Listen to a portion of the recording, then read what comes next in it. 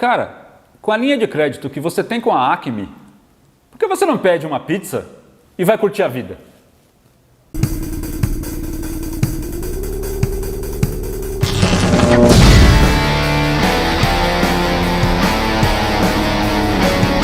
Olá, eu sou o Master Esos, o Lord Caos, e você está no canal Surto. Eu vou falar do Coyote. O Coyote pra mim, o Coyote é aquele desenho animado da Warner. Você conhece o Coyote? O Coyote pra mim é a encarnação do espírito criativo. E eu vou explicar por quê.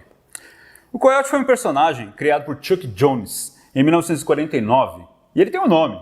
O nome completo dele é Wile Ethelbert Coyote, que a gente chama de Wile E. Coyote. Allow me to introduce myself. My name is Wile E. Coyote. Genius. Além desse personagem, existe um outro personagem, você deve conhecer o Coyote perseguindo o Papaléguas e tal. Mas existe um outro desenho animado com um personagem absolutamente semelhante, na verdade é o mesmo personagem, só que ele tem um nariz vermelho e ele é um lobo, ele não é um coiote. Ele é chamado de Ralph Wolf, o lobo Ralph. E ele faz parte daquele outro desenho que você deve conhecer também, em que o personagem quer capturar umas ovelhas e aí tem um cachorro, um sheepdog, um cachorro grande, meio gordinho, branco, e que ele fica esbofeteando o Ralph Wolf o tempo todo. O Ralph Wolf fica tentando pegar as ovelhas e o sheepdog fica tentando trollar ele de qualquer forma. Na minha opinião, o Coyote é a encarnação do espírito criativo, cara. Ele inclusive apareceu numa série, foi exibido pela TV Cultura há uns anos atrás aí, e ele é protagonista de um livro. Vou deixar o livro na descrição para você dar uma olhada. E eu acho que apesar de ele ser a encarnação do espírito criativo, existe um sistema maior que não deixa o cara ganhar, né? Não deixa ele vencer. O desenhista não permite que o cara pegue o Papaléguas, né? É impossível. E tem aquelas cenas clássicas, por exemplo, ele pinta um túnel na parede. Quando ele espera que o Papaléguas bata no túnel e caia desmaiado para ele poder pegar o Papaléguas consegue passar pelo túnel.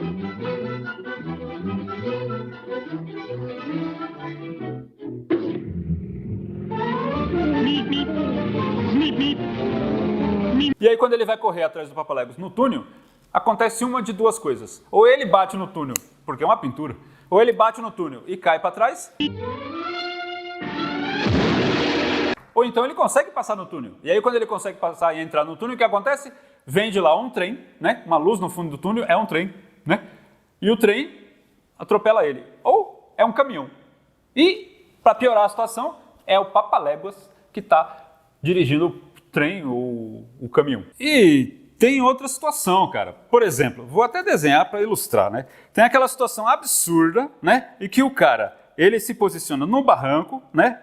Tô falando do Coyote. Ele se posiciona no barranco, tá certo? E aí, o que acontece, né? O cara tá aqui, né? Na parte sólida do barranco. E aí, ele sai daqui porque ele sabe que essa partezinha vai cair. O que acontece? Cai tudo aqui, desmorona tudo aqui. E essa parte fica no ar. Como isso é possível? O que o desenhista faz com o Coyote é absurdo. Na verdade, isso nos remete a uma situação que a gente acompanha todos os dias, na educação, por exemplo.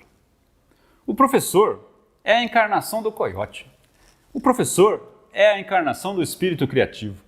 O professor, ele se desdobra, ele cria situações, ele cria atividades, ele cria joguinhos, ele leva jogos para a escola, ele leva brinquedos, ele leva tablet, ele faz de tudo para a aula dele se tornar interessante.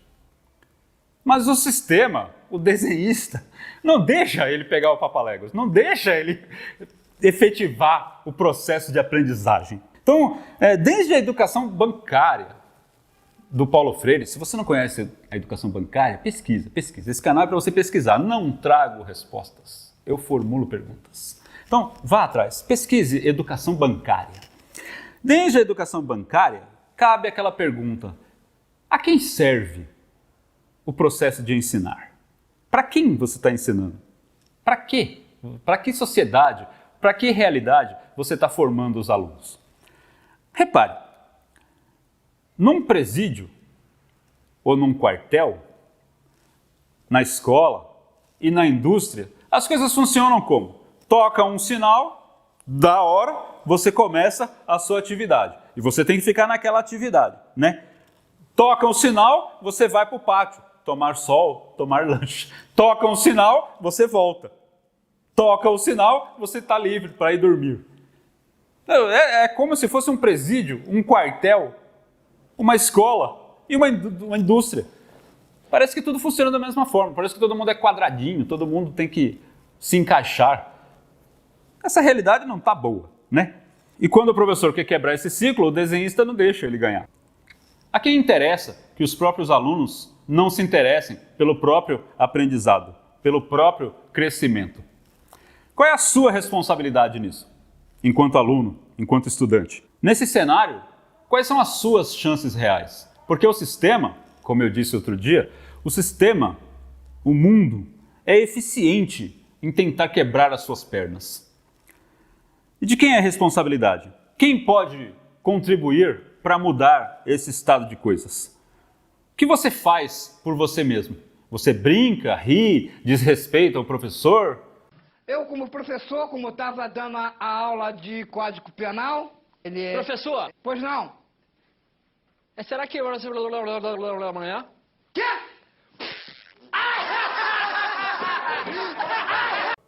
Ou você estuda na escola, você pesquisa, você tenta evoluir, você tenta entender como é que o mundo funciona para que você consiga, pelo menos, funcionar de maneira adequada no mundo e não como um escravo, não como um sofredor, não como um entristecido que obedece sinais cegamente. Quando o sinal toca, você levanta, quando o sinal toca, você senta, quando o sinal toca, você come, quando o sinal toca, você dorme. Esse bando de paternista! Todos os alunos criados a leite com pera! A ovo maltino! Qual o seu papel nisso tudo? Fevereiro de 2021. A pandemia de Covid-19 está pior do que jamais foi. Os números galopam como cavalos doidos. As pessoas morrem. O governo, então, decide que nós podemos abrir as escolas e retornar com as atividades presenciais. E aí você vai para a escola. Então você percebe que a escola não tem a mínima estrutura, não tem a mínima condição, porque quando os alunos chegam, tem uma tirinha de um tal de Alexandre Beck, que se chama Armandinho.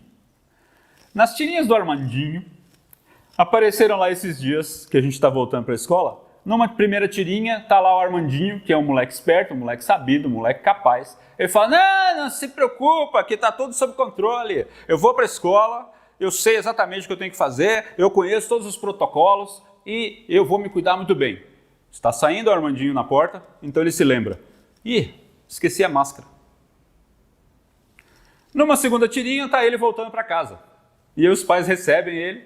E aí, o que é isso? Mas que máscara é essa? Tal, não sei o quê. Ah, não sei, acho que eu troquei com a do meu coleguinha. Como é que as crianças vão respeitar protocolos? Como é que as crianças que sobem pelas paredes, as crianças que brincam, que riem, que se divertem, que estão na escola para o convívio social, não podem conviver socialmente? Isso porque a educação é essencial, é um serviço essencial, por isso teremos que voltar, não é isso? Sem funcionários suficientes, sem a estrutura adequada, sem considerar as infinitas variáveis e, o mais importante, sem vacina para os profissionais da educação. A gente vai voltar sem vacina. E está tudo bem? Nós somos os coiotes. Né? E o que acontece? A quem servimos, afinal? E o coiote onde está? Chafurdando neste campo minado até que uma bomba de coronavírus exploda na nossa cara. Só que o coiote nunca desiste. E você?